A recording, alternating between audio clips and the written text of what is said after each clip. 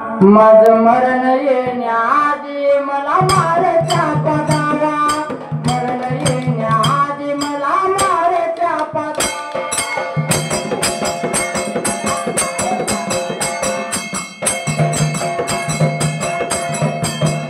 माझं मरण येण्याआधी मला मारच्या पदावा, मरण येण्याआधी मला मारच्या पदावा.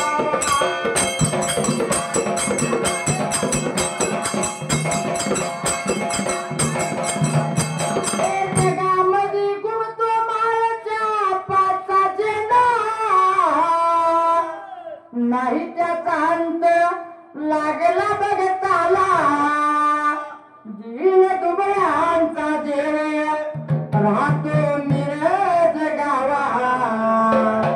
माझं मरण येण्याआधी मला मारच्या पदावा, मरण येण्याआधी मला मारच्या पदावा.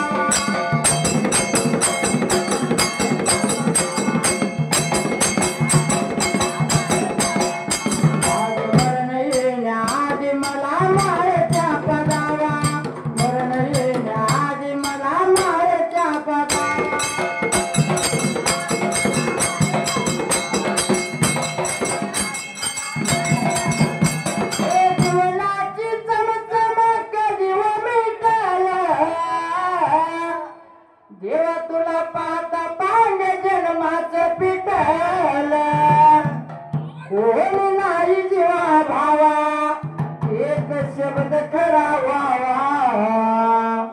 जीवनात कोण कोणाचं नाही दादा. सक्का भाव सुद्धा पक्का वैरी असतोय दादा.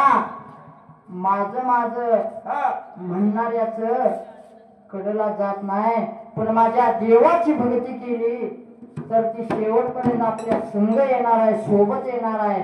किती जरी पैसा मिळवला, किती जरी सोनं, किती जरी दागिना, काय जरी कमवलं तरी आपल्या सोबत येणार नाही.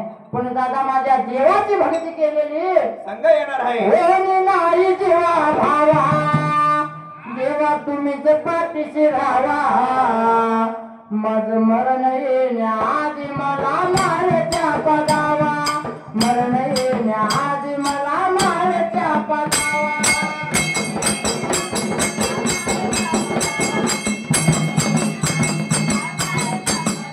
माझं मरण येण्याआधी मला मारच्या पदावा, मरण येण्याआधी मला मारच्या पदावा.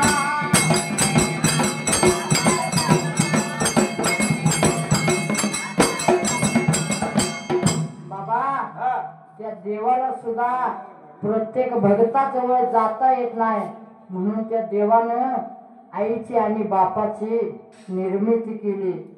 आई म्हणजे आ म्हणजे आत्मा आणि ई म्हणजे ईश्वर. त्याला म्हणायचं आई. दादा 33 कोटी देवांचा अवतार म्हणजे आपली आई आहे. पण आत्ताची माणसं कशी झाली, जिवंत आई बापाला मारायच्या लाता आणि दगडा पुढे झुकवायचा माता. देवा मला पाव, देव असा पावत नाही. दादा हल्लीची पोरं पैसा कमवायचा, सर्व्हिस करायचा, पैसा कमवायचा, बिझनेस करायचा, पैसा कमवायचा, आई वडिलांना वृद्धाश्रमात ठेवायचं आणि गाडीत कुत्र घेऊन फिरायचं. कुत्र्याला शॅम्पू लावतया, बिस्किटचं पुढं घालतया. पण दादा ती कुत्र्याची जात आहे, लाडात कासना चावल्याशिवाय राहणार आई बापाला शिळी भाकरी घाला, जात आशीर्वाद दिल्याशिवाय मरणार नाही. दादा मग सेवा कोणाची करायला पाहिजे? आई वडिलांची. अहो लगीन होस्तवर आई माझी म्हणते, एकदा लगीन झालं की चिमण माझं गुणाचं आणि आई बाप कोणाचं सांगा आलाय काय मिरजडा. मला काय सांगू म्हणून बायको किती जरी देवे आणि ऐश्वर्या कल्याणी मिळाली तरी आई एवढा जीव ती लावू शकत नाही. बायको मिळाली तरी पोळी मदाची आठवण